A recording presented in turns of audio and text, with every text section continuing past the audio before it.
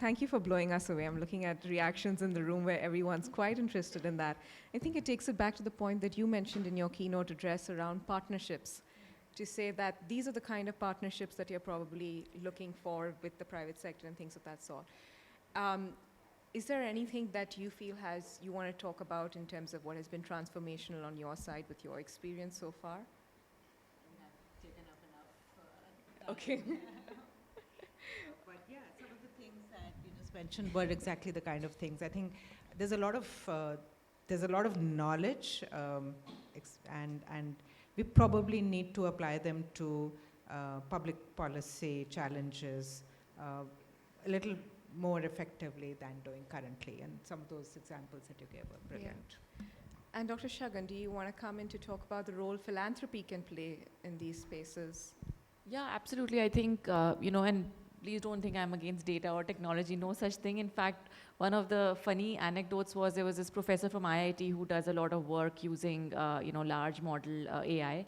And he was in fact saying that, if you want to buy a house or if you want to rent a house in a particular city and you want to know, does that area get flooded? The best way is to go and ask the chai wala and say, yahan pe barish hoti hai ya nahi?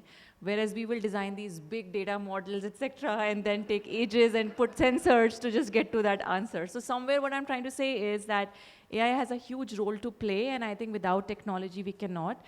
In fact, another interesting thing that I heard recently was that many times these AI interventions are directed to, say, the farmers or the front line, so that they can learn.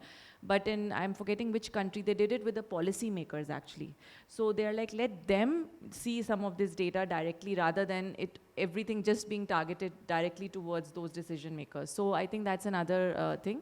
But I think philanthropy can really help in multiple ways. There are some philanthropic organizations like, who are really about innovations, who are really about early stage, pilot, test, and then see philanthropy like Co-Impact. We come in really at that intersection of systems change and community perspective. But I think overall philanthropy has to move into a more trust-based model. Just like in the private sector, we give startups the capital to fail. When it comes to our NGOs, and they are always strapped to just do project work. You are not giving them funding to grow their organization, to strengthen their organization. So at Co-Impact, our model is essentially to say, when I strengthen this organization, that's really the social change organization, the social change leaders, they then strengthen the systems then impact the people's lives. So it's threading that needle between the organizations being stronger, working with the systems aligning, and then the outcomes changing at the people level. So I think philanthropy can do a lot. They can complement the efforts of what the governments are doing and what the private sector is doing. And I hope, and I'm seeing that in the domestic philanthropy space as well, there is a lot more appetite, I think, to move in this direction of trust-based, which I think we've come a long way. Yeah. We're going to move into the question answer round, so I'm going to ask you to keep your questions ready, but maybe while you think of that, I can ask Aditya one more last question around financing. I know you've done research to look at how the climate change agenda can be financed better, to talking about the shortfalls that we're currently seeing and how that gap can be filled. So some remarks on that, and then we'll move into Q&A. Before I answer your question, I want to enthusiastically agree with Shagunji. I feel like what you said is music to my ears, because I think the blight of the policy and development sector is this crazy obsession with projects. And I think time has come for us to think differently, and I think it is the philanthropies who are going to lead the way, because the appetite for risk that the philanthropies have is higher than the multilaterals or the bilaterals, naturally. So yes, I think finance is the most important part of the puzzle, and I think financing needs are huge, especially when it comes to tackling the impacts of climate change. There are massive deficits in the amount of finance that is available. If you look at global climate finance as a whole, money to tackle climate impacts and adapt and build resilience accounts for something like 9% of global climate finance, which is woefully inadequate for tackling the scale of changes that we are going to expect. So then that leaves us with a huge problem of how do we fill this deficit? And there are two ways, broadly, of doing it, to really distill a massive field into two pathways.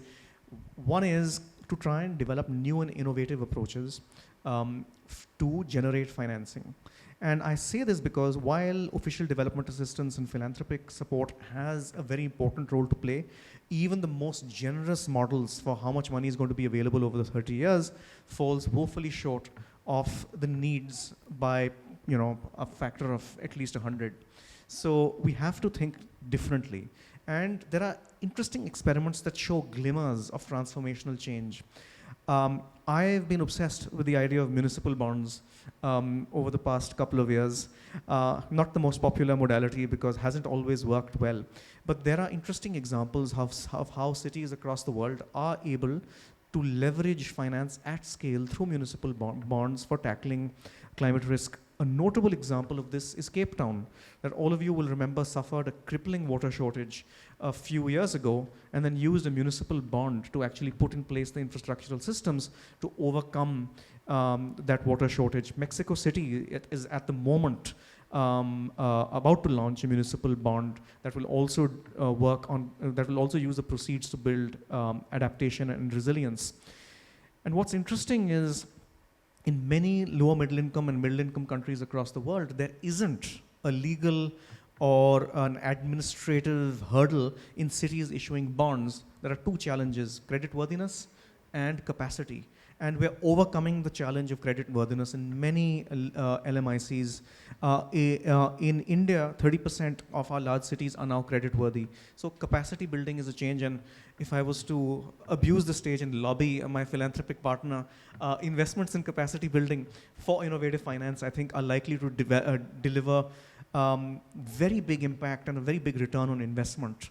There are also other experiments around land value capture schemes where governments can invest in raising the value of land through providing basic infrastructure, and then the taxes from the increased value of that land can be invested in resilience.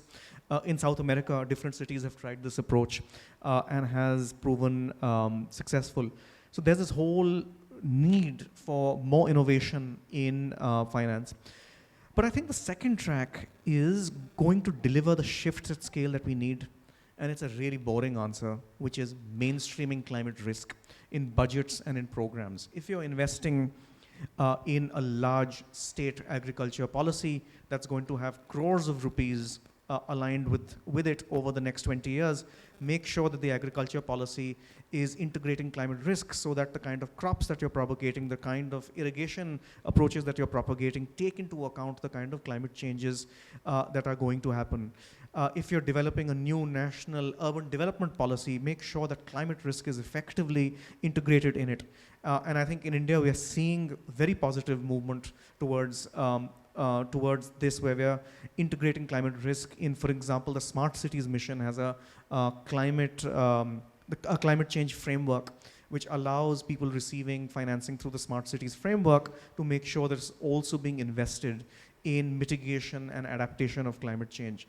So through these tweaks and technical assistance approaches by integrating climate risk in big policy processes, you can shape large amounts of public finance to fill the big deficits in finance that exist.